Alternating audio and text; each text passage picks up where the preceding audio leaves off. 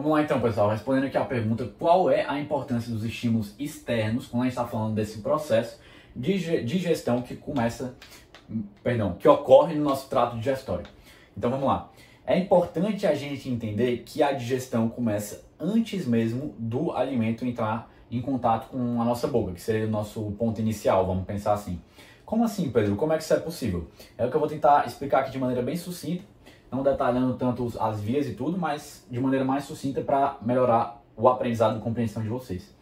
Então, os autores geralmente descrevem essa fase da digestão que antecede o próprio contato do alimento com o trato digestório, contato físico. Eles chamam essa fase geralmente de fase cefálica, que vai levar em conta o quê? Tanto o ato de você ver o alimento, então aqui apontando para o olho, como apontando aqui agora para o nariz, né? Para você sentir o cheiro do alimento, ou até mesmo você ouvir que, sei lá, o jantar está pronto, o alimento está pronto. Isso é capaz de estimular, aumentar o estímulo do trato gastrointestinal para trabalhar como? Motilidade, todos aqueles fundamentos. A própria questão da secreção de enzimas, de preparar o ambiente para que haja propriamente falando, uma melhor digestão daquele alimento que está quase entrando, que ainda não entrou, né? Mas está ali prestes a entrar, digamos assim.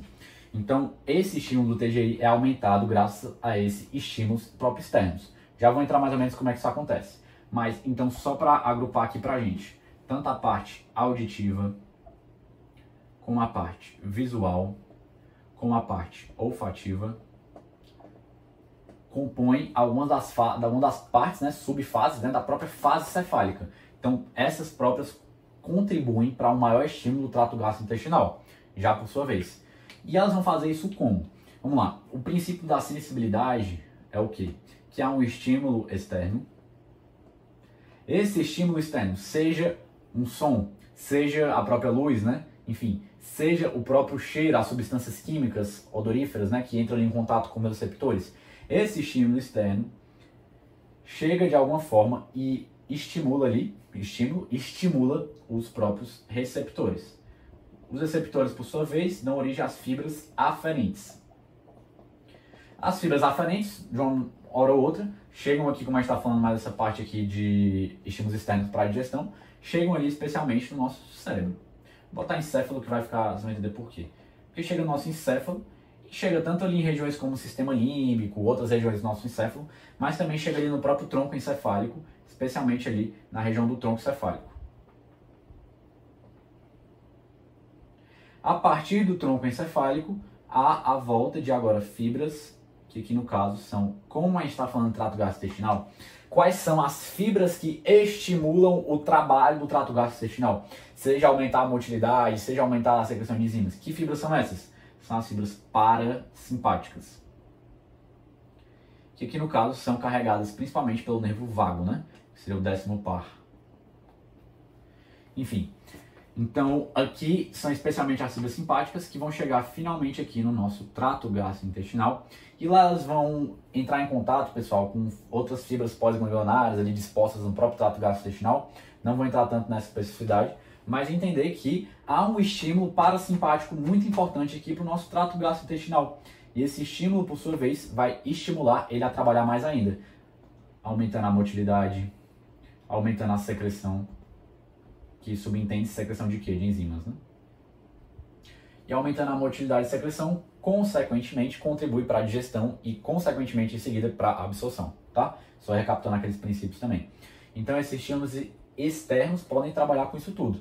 E também não está aqui tanto dentro dos estímulos externos, mas os autores também trazem que o próprio pensamento, né, pensar numa comida, já pode fazer a pessoa aumentar o estímulo do trato gastrointestinal. Isso é algo muito capital para a nossa própria experiência, né? A gente, sei lá, sente o cheiro de alguma coisa, ou lembra de um alimento, ou a família fala que está pronto, né? O churrasco, a coisa, a boca já começa a salivar, né?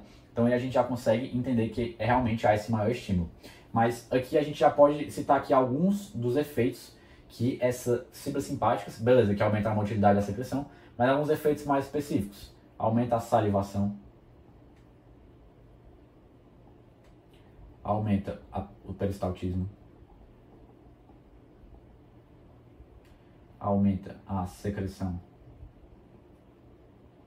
de enzimas, seja de... meio que a salivação entra aqui na própria questão da secreção, né, pessoal? Porque é secreção de saliva.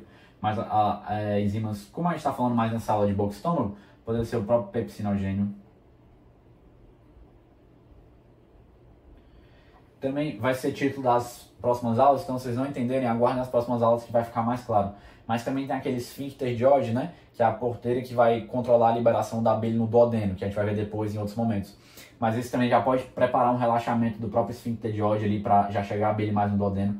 Então tudo isso já pode contribuir para isso, tá certo? Então só recapitulando. Há o estímulo externo, seja auditivo, visual ou olfativo. Esse estímulo externo leva as fibras aferentes até chegar ao encéfalo, especialmente aonde? Tronco encefálico, apesar de também ter outras regiões envolvidas. Do tronco encefálico saem fibras parasimpáticas, especialmente carregadas ali dentro do nervo vago. O nervo vago, por sua vez, chega em outras fibras que estão ali no próprio TGI, fibras pós-motoras, que se não me engano chamam assim, pós-ganglionares, perdão, fibras pós-ganglionares, e essas, por sua vez, estimulam o nosso TGI. Estimular aqui, aumentar a motilidade e aumentar a secreção de enzimas. Mais especificamente, algumas coisas, salivação, peristaltismo, né, que seja justamente relacionado à motilidade, secreção de, aqui mais específica não sala, pepsinogênio, mas deixei citado, não escrevi, justamente a questão de poder ser também um relaxamento já maior do esfíncter de Ogg, por exemplo.